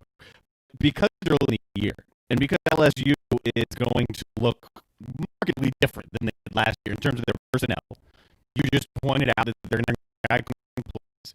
They have 14 guys drafted into the NFL. Early on in the season, playing a good team that you haven't played much, you don't know a ton about. That could be more dangerous than later in the year when you've had an opportunity to figure yourself out and the rhythm there between the staffs and quarterback guys making calls on the field. And so they could be in a better rhythm, although it's a tough end to the year. But they could be in a better rhythm and be a much better football team at that point than they are today. No doubt. There's no doubt. I mean, look, I think it's pretty stupid, being honest with you, to look at LSU and say that schedule's too difficult. You're not going to make it into the top 20, or you're going to make it into the college football playoff. I'm going to be like last year. I no. No. Could they get better? Absolutely. Could they hit early in the year and that snowball? Absolutely. It's a fragile football team, but it's a fragile football team on a different level. What you might think is fragile. Fragile generally is going to be 6-6. They could be 8-4. They could be 10. LSU is fragile in the sense that they could be 11-1. They could be exceptionally good, but still 9-3, or they could find a way to win 10-12. It's just an elite level of fragile, if that makes sense. It makes perfect sense. But one thing you know about LSU is that you're not going to have a quarterback complete 70 whatever percent of passes and throw for 50 some odd touchdowns and no picks. That's not going to happen again. So it'll be different. Notre Dame checks in at 8. Then every year, every sports radio show in America, every TV show, every sports radio, something to say about Notre Dame. Why not us too? When you look at Notre Dame's schedule, first of all, I'm missing something here. The Navy game was supposed to be in Ireland, which is now in Annapolis. Yeah. And then afterwards, they're home for, unless I'm missing something. Did I miss something? I'm going right now. Okay. You've got Arkansas, you've got Western Michigan, and then you've got Wake Forest and Wisconsin. My schedule is showing that those are both neutral site games. I need to figure out where those games are being played and why are they neutral site. And Stanford is at home. They don't have a true game until October the 17th, outside of opener against Navy. When they go to Pittsburgh, which is not very difficult. No, Pittsburgh. You just said Wake Forest and Wisconsin, where they are. Yeah. Wake is Charlotte, Bank of America. That's right. And Right. Wisconsin, I just read this. I should have known right off the top of my head. Wisconsin is at Lambeau. At Lambeau. That's exactly right. Yeah. That'll be awesome. That would be really, really cool. That's exactly right. So good for Notre Dame, by the way, and to play the games. The brand fits perfect in both of those locations. But when you look at, I mean, what obstacle? Yeah, the Wisconsin game could be a major obstacle. But outside of that, in Clemson comes to South Bend. What was the law on their schedule? The way we get now, I mean, it's Cal to beat them at the end of the year in LA. I don't think so. Not now. Not right now. And I wouldn't think it could stand for this year at Notre Dame. No. So I wouldn't think it's. I mean, but I get the point. Doesn't the telltale sign with Notre Dame is 2 games: Wisconsin and Lambeau, and Clemson. Yeah. Most important to Clemson if they're still in this thing when they get to. If they off one before that, more than likely they're going to have Clemson to get into a playoff. Okay, so they'll need that win. But I guess what my point is here is Arkansas, Western Michigan, Wake Forest, okay, Wisconsin, but then Stanford, Pittsburgh, Duke, Clemson, Georgia State, Louisville, Southern Cal. The way that we see it now, the way that I personally see it through my eyes, you have the exact scenario it seems like we've had every single year with Notre Dame, where they have like just enough where if they run it at 11-1, maybe 12-0, something like that, they get into the playoff, but you still have the question about, okay, how good are they? You know what I mean? Notre Dame, year in and year out, the manner in which they win is as important as the team in the country. It's not just, okay, we won, we're perfect. Look, I mean, I understand that you have all major schools on your schedule, with the exception of Western Michigan. I mean, they're closed. But sexiness is important for Notre Dame. Mm-hmm. So at the end of the year, when they go play at Southern Cal, a lot of eyeballs are always on that game. You got to look good doing it. They need Southern Cal to be good. Yes, and Louisville. They Duke would be beneficial for Notre Dame to be good this year as well. They play Georgia Tech, by the way, at Mercedes-Benz Stadium. Now at Georgia Tech. It isn't going to make a difference in the game. No, but I got bad news for the Jackets. There's going to be more Irish fans there than the Georgia Tech fans. Yeah, just putting that. But yeah, it's important for Notre Dame to look good while doing it. The thing about that in the last few years, I see them a lot like I see Michigan. There's always going to be this game or two, at least the pattern in the last few years, where out of the blue, what Notre Dame just by like Wake Forest on September 26th, something like that. We go down to Charlotte. I could easily see them losing to Wisconsin at Lambeau. And that's going to be all these hits. It's or Badgers. They're the same. Yeah. But generally speaking, I'm not as high on Notre Dame as national pundits are. That's very consistent for me. Final question on this top 25. What does this tell you about the ACC? I mean, what it tells me is we've known for the last few years, it is certainly Clemson, and then very much so everybody else. Yeah. That can be okay if Clemson is that good. You know what I'm saying? Which I thought are. But, like, you can have Clemson and still have a really good league if you have a very good blue-collar, middle-class of that conference. Probably headline, at least, you know, for these rankings, maybe North Carolina, Louisville this year, we'll see. But what this tells me is it's Clemson, and then, you know, that's what it is. And for Clemson, that means their margin of error is 0. Right, absolutely. They can't. Unless it's proven where, you know, right, we get in the season and go, man, Louisville and North Carolina are really, really good. Right, unless one of the teams, in fact, Clemson loses in the regular season, their margin of error is 0, unless the team that gets them has a hell of a year. Yeah. I mean, one loss type good year. Exactly. Yeah, because they don't play Carolina. Clemson does it now. They could, but not right. Right. Like if it's asked today, okay, who's going to play the ACC championship game? It's Clemson, and for the last 7 years, roll the dice because there's been a different team from the Coastal Division the last 7 years, guys. All 7 have been there. So one of those two teams is going to duplicate themselves over a year span. There's going to be teams been there twice. We don't know who that's going to be yet. I would probably go with trend and say North Carolina because of Sam Howell, most importantly, and I think they return some guys on defense that make them a little better than some other guys.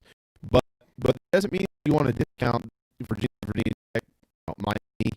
I'm not ready to say that Pittsburgh or Georgia Tech or anywhere in that group yet. But I will also say this: how good is Florida State?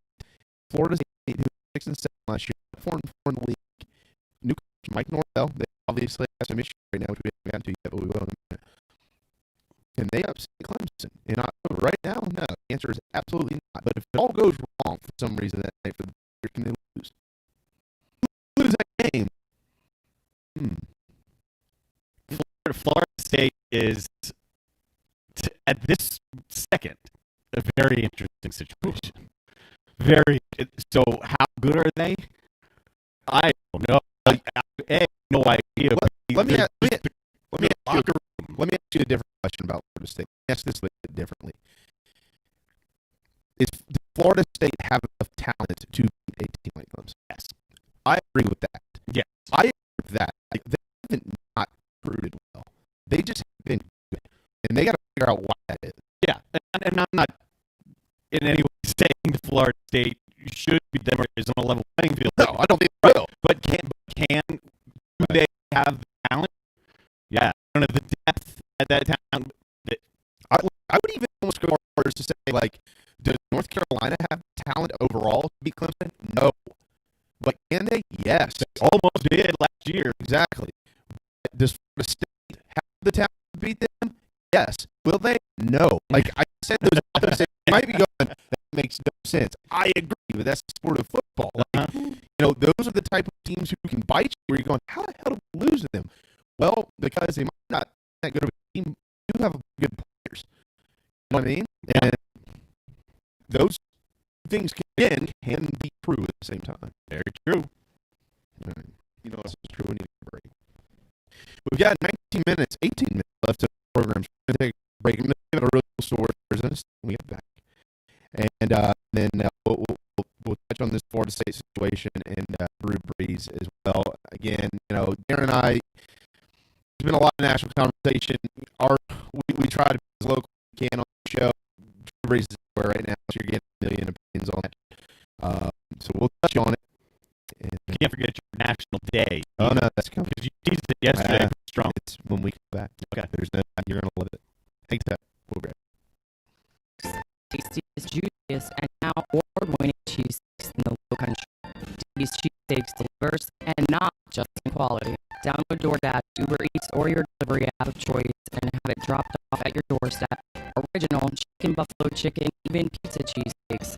Tension, double cheeseburger, massive hot dog, and dynamite hoagies. It's there for you and your family. DB's Cheesesteaks in White Ashley. DB'sCheesesteaks.com. What's up, guys? It's JD.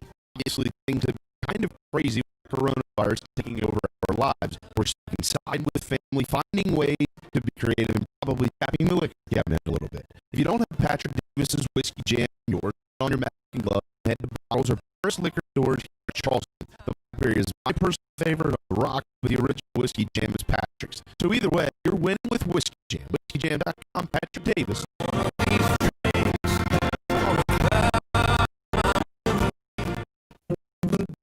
Honey Baked in Somerville and Mount Pleasant is your home for catering and lunch. Honey Baked Somerville, owned by former Gamecock right-hander Mike Sisko, is just off the interstate, and they are ready to cater to your next business or family meal. Plus, drop in incredible sandwiches daily for lunch. The Mount Pleasant location is at the foot of Ravenel Ridge, always ready to serve and cater to your next meals as well. Plus, delivery is available. Honeybake.com, honeybake.com to find your menu today.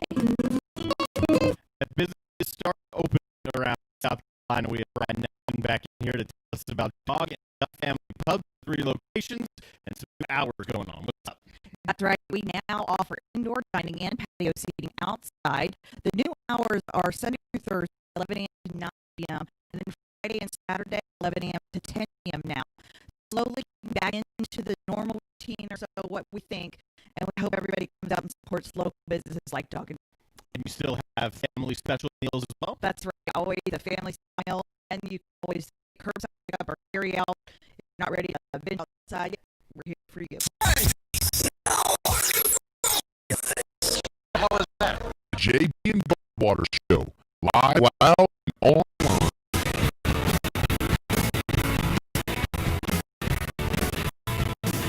Final segment, JB and Goldwater Show, 144, Thursday afternoon. We get you listening and looking forward to to be honest with you. We got one more day, but I'm just really looking for a couple days where I'm not going to turn the TV and the hell with everybody. Yesterday, speaking of that, the show ended.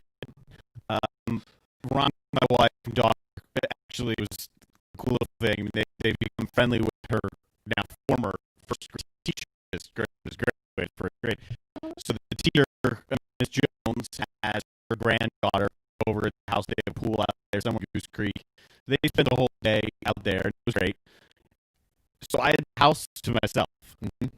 I didn't turn the TV on until 6 o'clock when I turned on Dean Stevens and Channel for the news. Really? Did never crossed my mind to reach for a remote. There's nothing I want to consume on TV right now at all. Nah. Nope. I agree. We were very tempered in our television viewing last night. All right. You ready? It's everybody's favorite day. What day is it? Thursday. All right. Are you a card player? Oh, I like to play blackjack. I'm a casino blackjack guy. Okay. How about Old Maid? National Old Maid's Day. No, not so much. But congratulations to all you old maiders out there. Like to sit around and play Old Maid? I don't even really know what the game is. Well, never mind. Yeah. There you go.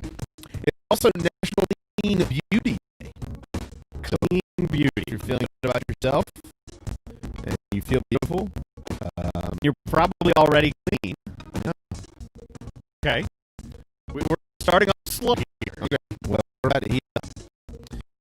This one, believe it or not, actually really fits right in. It's serious. It is National Safe Day. Okay. National Safe Day holds the power to prevent tragedy from repeating itself. Good. Do you think we can do that? We can have a National Safe Day every day. We need to do that. Yeah. Do more. More of that. Do more. Don't do less. Do more. Yeah. Of National Safe Day. National Safe Day. Be careful and kind. It's National Hug Your Cat Day. Don't have a cat. If you're a kitten lover, cat lover, Garfield, whatever it is, that can go a lot of different ways. Give them a hug. Hug your cat. National Hug Your Cat Day for all the crazy cat listeners in mail out there. Bobby Horton is a crazy cat guy. Yeah. Once you know the cats are around that station, there's a bunch of... I heard that before even he wasn't on the air, he would go into the station every morning with wild cats. Every morning, he got his butt up. If you're listening, Bob, thanks, number one. I know you're a big fan. Number two, props to you. He literally driving over to the station, opening up his feeding cats. Wild cats. Okay. Sweet cats, but good. So Bobby, give him a hug first.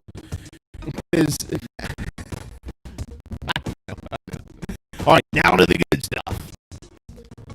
North Carolina fans all over the country are rejoicing for the next 2 days. It's National Cognac Day. Okay, I didn't know that was a big North Carolina thing. Oh, wine and cheese country, right? Okay. You know, Wine and cheese country. Oh, North Carolina. Yeah. Wine. I like the cat a lot. Beautiful. Beautiful hills. Temple Hills. Wonderful cheese and wine up in Chapel. And a really cool bar. He's not here. Never been there. Very cool bar. So for all you brandy lovers, all you powder blue lovers, happy Cognac Day. Enjoy a glass of brandy. And he's not here. And he's not here. And if you're at home or wherever you are, enjoy a glass of brandy while celebrating this day. And it's a beautiful National Cheese Day. Yeah. It is National Cheese Day. Who on planet Earth does love National Cheese Day? What's your favorite cheese? Oh, man, it is probably pimentos because I'm just a spoiled rotten southern. But I love every cheese. I love cheese that's a little spicy. I love bold. I love sharp cheese. I love cheddar. I love everything. Blue cheese, goat cheese, I will not tolerate. Okay. Goat cheese guy, big blue cheese guy. I can't. Carrot says, why you don't like mushrooms? You like blue cheese? It's fungus. Something tell me that. Blue cheese is gross. Y'all's cheese is my go-to. It's like my crack. Okay. It's It's all very, very expensive, but you buy a wedge in the store. I have, and I oftentimes do. It's fun. A day, maybe 2 days. If the cheese is lucky, it lasts 2 days. I'm gonna go home now and do cheese and crackers. Y'all heard, man. It's the best. So hug your cats. Stay beautiful. Stay safe. Have a card. Play some made with your neighbor while having a glass of brandy and eating cheese. National Cheese Day. It's gotta be one of the best days in the world, right? I'm sure Green Bay fans so loving it. I would think so. Yeah, they're probably nuts there. You know what day it is? I'll storm my have some cheese. Put real cheese on your head. I would take it right off. All right. A couple of things to end our program today. And tomorrow we probably maybe should get into this a little bit more. Very interesting story in Arizona State. Punter Michael Turk has had an NCAA eligibility restored after going undrafted. The rule, folks, when you declare, that's it. It's over. You're done. You move on. This is an unprecedented move. The NCAA has restored eligibility of Michael Turk, punter, at Arizona State, who declared for the draft, hired agents, participated at the NFL Combine, and then was undrafted and unsigned in free agency. Quote, left college early to pursue professional career, and it didn't work out. But I've been working hard and praying about it, and now due to COVID-19 and extenuating circumstances, I've actually been granted my 2 years of eligibility back to play college football, and I will be going back to Arizona State University. The first team all Pac-12 selection is a redshirt sophomore in 2019. Okay, so he's draft eligible because he's 3 years removed from high school. And he made headlines at the Combine in February where he put up an astonishing 25 repetitions on the bench press, but didn't have a convincing showing while punting.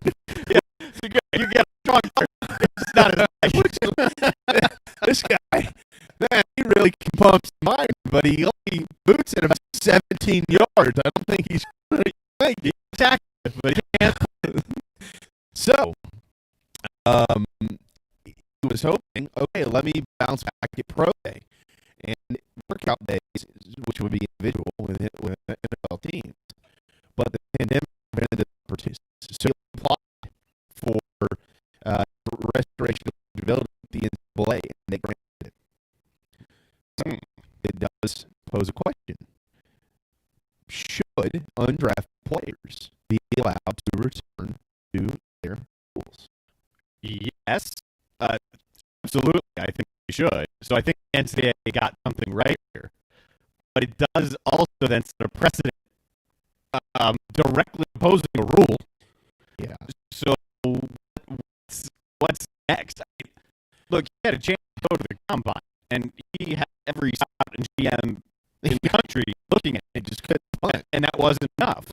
And then his pro day is canceled because of the coronavirus, and he uses that as an excuse of, I didn't have enough exposure. I mean, this has clearly happened to other players, but how many of those players still had eligibility? I mean, I don't know, Darren. I would say, I tell you what, let's make this a topic tomorrow. Okay. But I disagree, and I disagree with you for one reason and one reason only.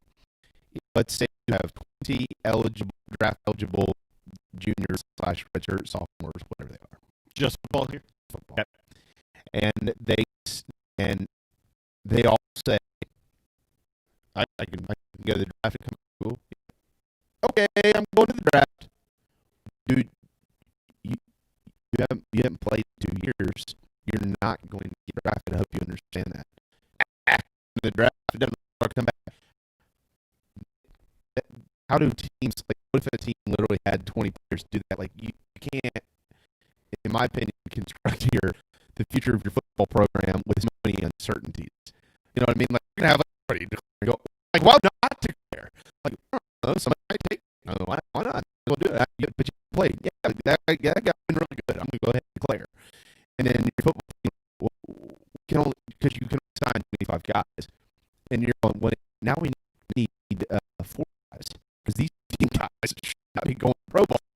Oh, all right, let's go recruit other guys. Oh, they're all that's true.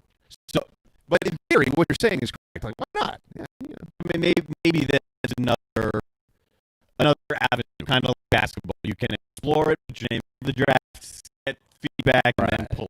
Yeah, if you adjust certain timelines, recruiting timelines, and stuff like that, now you might be on something. But let's make that topic tomorrow. I think that's a good topic. We can do that. Topic. All right. So Drew Brees, he is, his statement yesterday.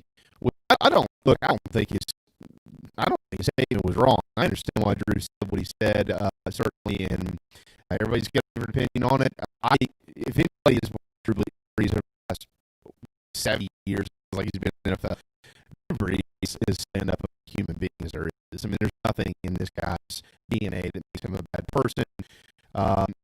But he said something that obviously struck a lot of nerve, and he actually today said, "Look, I completely missed the mark. I didn't understand what I said, how that affected certain people, and I applaud him for saying both things. I applaud both comments by Brees. I don't think either one of these comments, I don't think in any way takes my view of Drew Brees. Tony Dungy is one of the most, no doubt, level-headed, no doubt, one of the more level-headed African American voices on a public stage that you can see. No doubt. Rarely is he going to go too far one way or too far the other way. This is a guy who, if there's ever an issue, it's like this is the guy that I would like to be my psychiatrist, basically.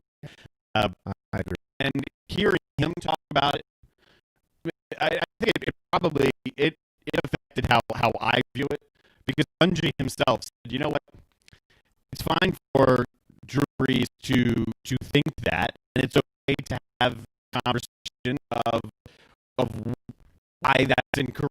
A little bit like our conversation from a day or two ago. Sure. So the fact that Tony Dungy, and there have been a lot of other voices that have been much stronger, but Tony Dungy struck with me, and I think I do think Drew Brees missed the mark. Kneeling has never ever been about the flag, and that it's a different discussion. But he the mark. He probably shouldn't have said that, especially in today's climate. And I appreciate the way he came back and said, "Okay, like I've heard from my friends, my teammates. I understand, and I understand where I was wrong." And I'm okay with that. I'm okay with that. I'm okay with the fact that he said it because he was being honest. And that's all. That's, again, with all everything that's going on there. And I think the most important thing that we should ask out of everybody is to be honest. Mm-hmm. And you don't like what somebody says. You don't like it, but you figure out, you can figure that stuff out. You talk about it. You figure it out in this type of things. But Drew Brees was honest, and he was honest again today because he's given us no reason in his career to ever think anything he says is not honest. So if he comes back and says, "I missed the mark," he's being honest about that, like honest in the first comment. But again, it's all over the news, national news. Drew Brees, you can find it everywhere. Yeah, that's why we didn't spend minutes. No, first graduate right here. Congratulations. Thank you. You're welcome. Wanted to come on. She wrote a note that was behind the camera. Okay. Perfectly spelled out. Can I be on? I was like, yeah, okay. All right. Good. Yeah. That qualifies with here. Major graduate. Get used to it. It's great stuff. Always graduate where you go. Keep graduating. You have anything you want to say here before Thursday's over? She's looking at herself in the monitor. You'll learn this when you go to TV. You don't want to look at this monitor. No. You look at that camera. Yeah. Then you look at the monitor. You say anything you want. Go game, talk, spurs up, things like that. Yeah. World champ, not Gamecock. That's right. Okay, we're out of time. Thank you so much a lot, Swan, for joining us earlier. Darren, for all of your hard work always. Thank you very much. You too. And we're back tomorrow at noon, and I'll see y'all Thursdays in Vegas. Don't you want to see us? We can muster up plenty of on the day. Give it out about that. The Bellagio fountain. Turn back on today. All right. Vegas. We're roaring. Betting again. Have a beautiful Thursday. See you tomorrow.